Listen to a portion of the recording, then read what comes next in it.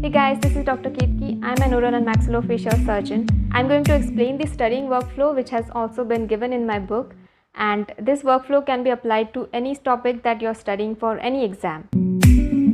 Now for any exam, revision, practice tests, mock tests and all are very important, but what comes before that is the understanding of the topic. So the first step in this workflow is YouTube, not just because I'm a YouTuber, but even when I was a student, I used to study from the YouTube videos. Videos are a great tool for education. In fact, around 140 medical schools in the US have integrated videos in their curriculum. When you watch a video about a topic, you get the visual understanding of a topic. Say for example, you're going to read about a surgical procedure. When you watch a video beforehand, you're going to imagine it in the right way. Also, watching a video about a topic will make it more interesting, and it will be like a revision when you read the textbook. Which is our second step, textbook. Now in dental and medical schools, we all know there are many textbooks for just a single subject, and this creates a lot of pressure on the student. For many students, the textbook language is very hard to understand. So am I telling you to give up on them? No. You should ideally start reading from the standard textbooks from the first year itself, so that you will get used to the language. You should refer 2 to 3 textbooks for a subject, but you don't need to buy all of them. You should make one of the textbooks as your main textbook, and if there are any additional points from other books, you can just add them to your main textbook with the help of post-it notes. This way, although at first you will have to read 2 to 3 textbooks, but when it's time for revision, you will only need one textbook. The third step is summary sheets. When it's the beginning of the year, a lot of us spend a lot of time in making beautiful and detailed notes. But as exams start approaching, we realize that we have only made notes that cover barely 20 to 25% of our huge syllabus. So don't waste your time making super pretty and detailed notes. Yeah, it looks great, but it takes a lot of time and it is just not necessary. So these are the summary sheets that I'm talking about.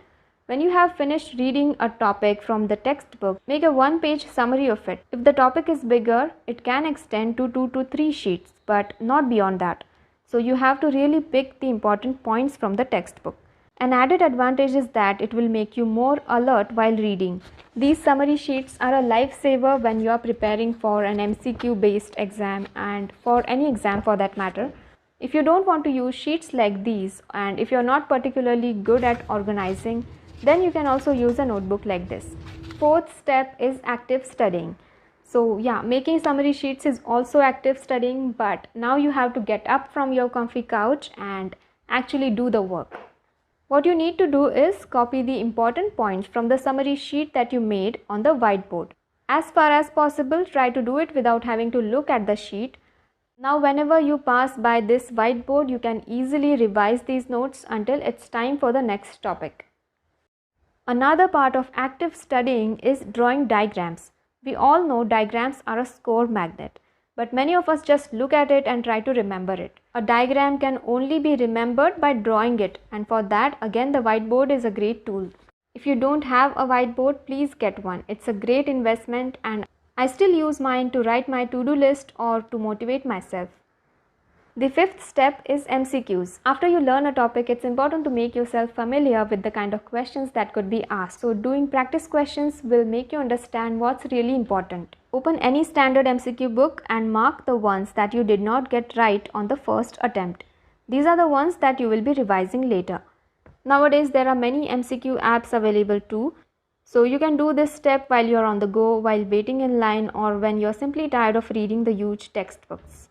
Coming to the last step, I promise this is the last one, and it's the most important one. Revise. Without revision, all of your efforts go down the drain.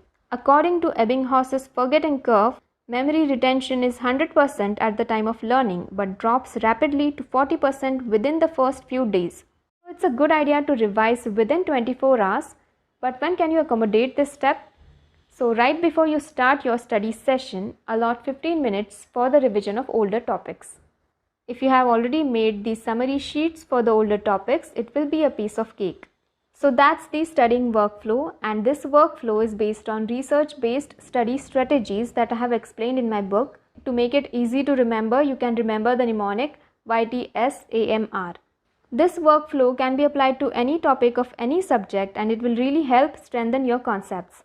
At first you will feel like it's a lot of work and it is taking a lot of time, but in the long run you will realize that it actually saves your time. Also, when you are a student, you should consider studying as your full-time job, and nothing should be more important than that. I hope you enjoyed this video and learned something new.